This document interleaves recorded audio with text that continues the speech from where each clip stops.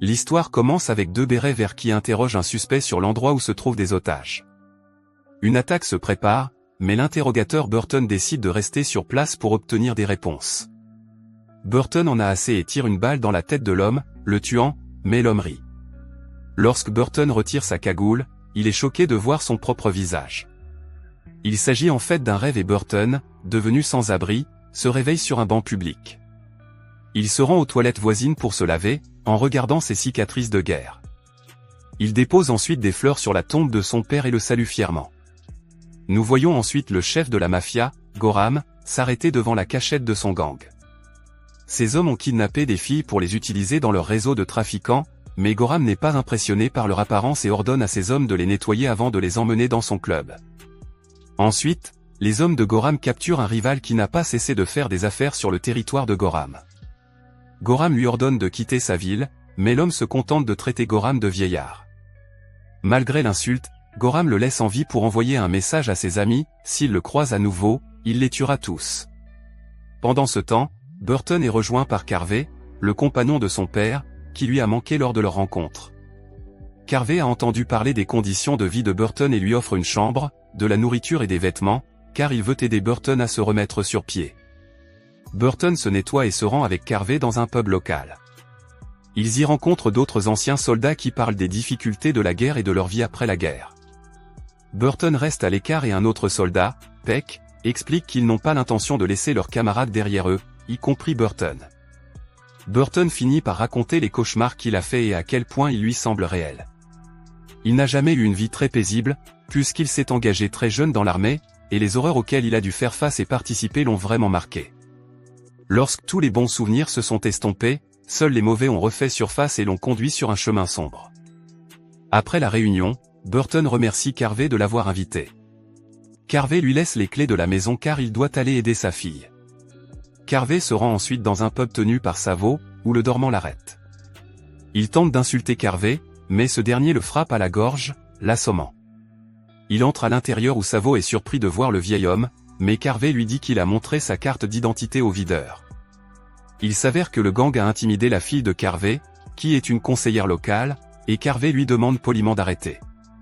Savo prend ses paroles pour une menace, mais Carvey lui rappelle qu'il s'agit juste d'une chance de faire ce qu'il faut avant de partir.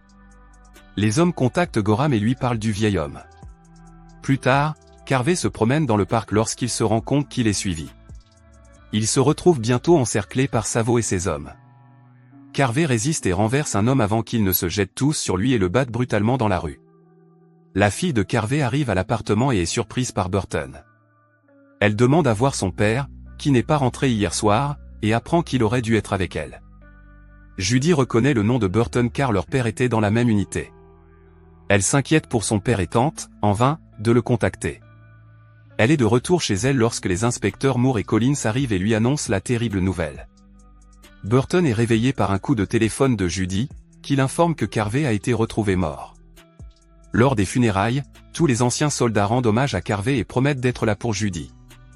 Judy va s'asseoir dehors pour reprendre son souffle lorsque Burton la rejoint. Elle est en colère et veut qu'on retrouve les hommes et qu'on s'occupe d'eux. Elle finit par révéler qu'elle est la conseillère et qu'elle s'est battue contre l'infestation croissante de drogue dans la communauté.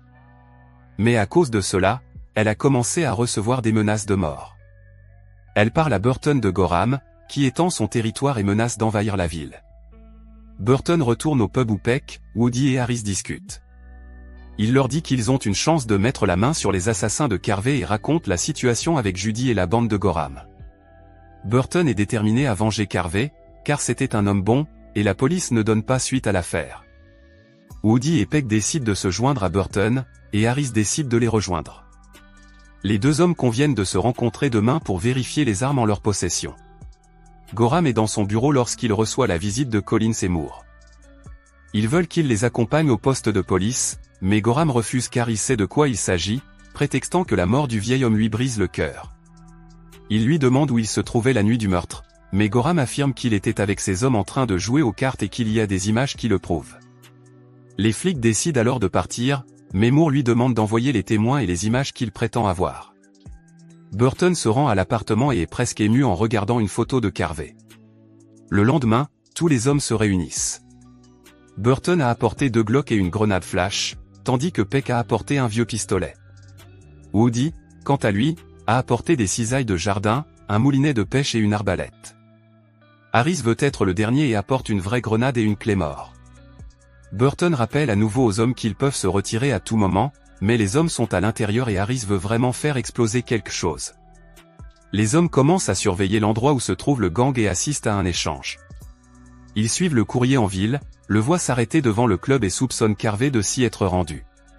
Peck prévoit de rencontrer un homme nommé Sanchez pour obtenir plus d'informations sur le gang et ses activités. Peck et Woody vont parler à Sanchez, tandis que Burton et Harris entrent dans le club en tant que clients réguliers. Ils prennent un verre sur un siège et repèrent un homme qu'ils pensent être le responsable. Burton fait alors semblant de prendre une photo de Harris et capture l'homme assis juste derrière lui. Il a ensuite l'intention de l'envoyer à Peck pour voir si Sanchez peut distinguer quelqu'un. Peck va à la rencontre de Sanchez, qui s'excuse pour Carvey. Peck lui montre la photo envoyée par Burton et Sanchez reconnaît l'homme comme l'un des 3 hommes de main de Gorham, qui, avec Gorham, se font appeler les 4 cavaliers. Sanchez explique alors que Gorham fait partie d'un grand syndicat qui s'est emparé de l'Europe et qui possède un vaste réseau de trafic de drogue et d'êtres humains. Il ajoute qu'ils sont impitoyables et que même les vieux gangsters comme lui doivent s'effacer ou être tués. Il prévient Peck que s'il doit affronter le gang, il a intérêt à être prêt. Il promet de l'aider en lui fournissant des informations, car il est trop vieux pour se battre, mais fait promettre à Peck de les tuer. Les 4 soldats se réunissent pour organiser l'assaut du club. Harris entre dans le club en costume-cravate, prétendant payer pour passer du temps seul avec une femme. Une fois à l'intérieur, il sort son arme et prévient les autres hommes. Woody fait diversion à l'extérieur, tandis que Burton fait irruption avec des armes, demandant à un homme blessé l'emplacement de leur entrepôt, mais il prend l'arme et est abattu. À ce moment-là, une fille qui se trouve à proximité révèle qu'elle sait où se trouve l'entrepôt du gang et le lui dit. Plus tard, Moore et Collins, qui semblent être les seuls détectives de Londres, sont appelés sur les lieux du crime, essayant de comprendre qui pourrait être assez courageux pour frapper Gorham. Nous voyons ensuite Harris agir en état d'ébriété à l'extérieur du Savoy's Club, quand soudain les lumières s'éteignent à l'intérieur. Le videur arrive pour chasser Harris, mais il est assommé. Burton et Peck, masqués, entrent et commencent à démolir tout le monde, y compris le barman. Savo tente de se défendre, mais il est frappé et blessé. Il force Savo à appeler Gorham pour le prévenir, puis lui tire dessus. Burton s'empare d'un registre à proximité avant de retourner à la voiture et de s'enfuir. Gorham et son homme se souviennent que Carvey a parlé d'une conseillère et Gorham ordonne à son homme de retrouver Judy et les 4 anciens. Il ordonne ensuite à son homme de récupérer le grand livre, quitte à tuer tout le monde. Judy est chez elle et est gardée par un gangster lorsque Burton lui tend une embuscade et l'attaque. Il demande à l'homme de revenir avec un message pour Gorham, lui indiquant que ses jours sont comptés. Il se rend ensuite chez Judy et lui explique ce qui se passe. Les 4 hommes élaborent des plans et décident d'attaquer l'entrepôt de Gorham, mais obligent les hommes à les attaquer dans leur cachette, qu'ils auraient divulguée par l'intermédiaire de Sanchez. À l'entrepôt de Gorham, Woody tend une embuscade à un garde et lui tire dessus avec une arbalète avant d'appeler les autres hommes. Harris place une bombe sous une voiture avant que Gorham et ses hommes ne tirent. Les hommes se retirent dans la voiture et s'enfuient, tandis que Gorham les poursuit. L'entrepôt explose. Gorham ordonne à ses hommes d'aller chercher Judy. Il reçoit un appel d'Apollo, qui lui donne un tuyau sur l'endroit où se cachent les vieillards. Judy est chez elle lorsqu'elle est capturée par les gangsters de Gorham. Quelques heures plus tard, la petite armée de Gorham arrive au pub, lourdement armée, et encercle le bâtiment. Les hommes à l'intérieur prennent position et, lorsque les hommes entrent, les soldiers se lancent à l'assaut des hommes. Burton se bat contre certains d'entre eux, tandis que Peck reçoit une balle dans la jambe mais tue son agresseur. Peu après, Gorham entre et tient Judy en joue, exigeant que les hommes lui remettent leur ledger ou la tuent. Burton pointe son arme sur lui mais est contraint de s'arrêter par crainte pour la vie de Judy. Gorham tente de le tuer, mais Woody tire sur Gorham, qui parvient à s'échapper.